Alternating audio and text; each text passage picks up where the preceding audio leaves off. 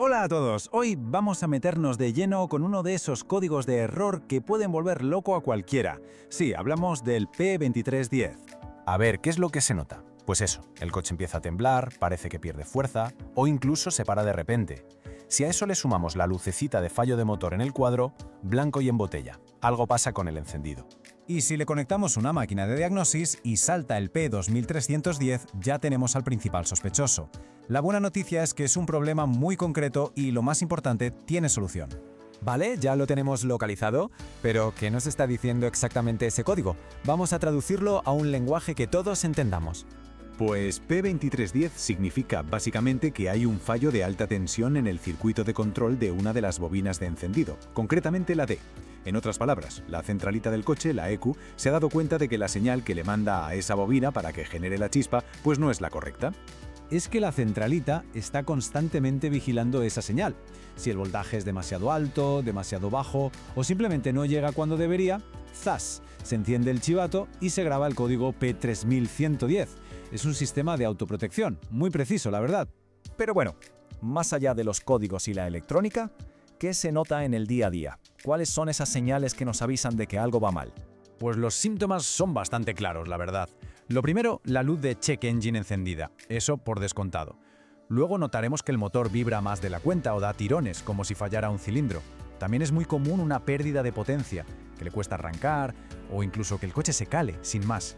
Todo esto pasa sencillamente porque uno de los cilindros no está quemando bien el combustible, la chispa no llega como tiene que llegar.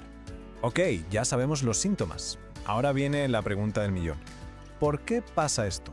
¿Qué es lo que está fallando realmente? Vamos a ver quiénes son los sospechosos habituales.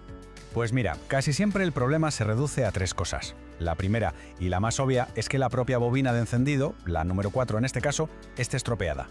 La segunda es que el cableado que llega a esa bobina esté roto, pelado o haciendo un cortocircuito. Y la tercera, que a veces se nos olvida, son las conexiones. Un enchufe suelto, con los pines corroídos o simplemente sucio. La experiencia nos dice que muchas veces el fallo está ahí, en un mal contacto, más que en la propia pieza. Y esto me lleva a un consejo de oro, de esos que te ahorran tiempo y dinero.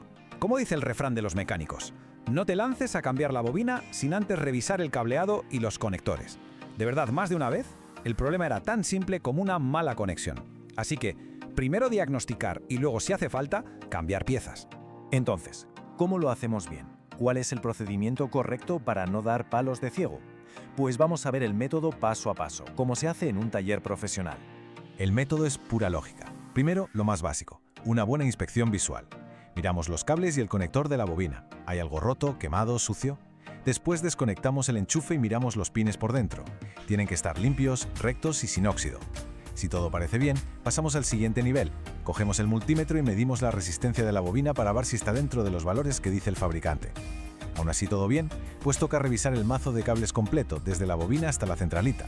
Y por último, una vez que hemos encontrado y solucionado algo, borramos el código, salimos a probar el coche y cruzamos los dedos para que no vuelva a salir.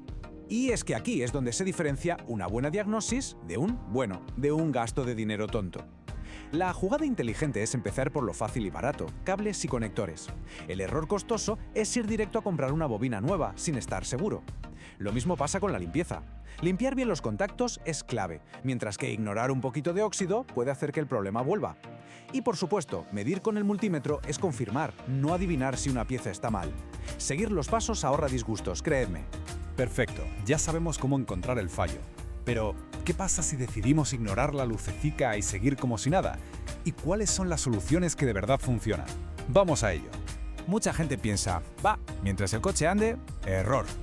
Un problema que parece pequeño, como este, puede acabar convirtiéndose en una avería muy seria y sobre todo muy cara.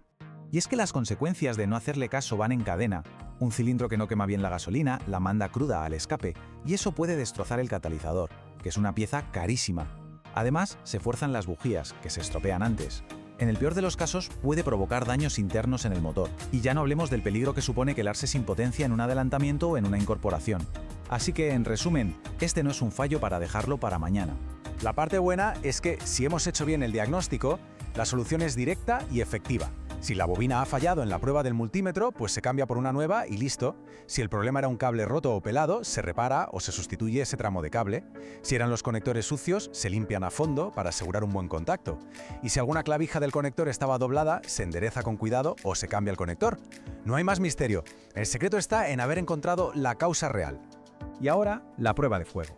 Después de arreglarlo, el coche vuelve a ir fino. ¿Ha desaparecido el temblor y ha recuperado la potencia? Si la respuesta es sí, enhorabuena, problema resuelto. Pero, ¿y si sigue fallando? Pues eso nos indica que el PB2310 quizás era solo un síntoma de un problema mayor en el sistema de encendido.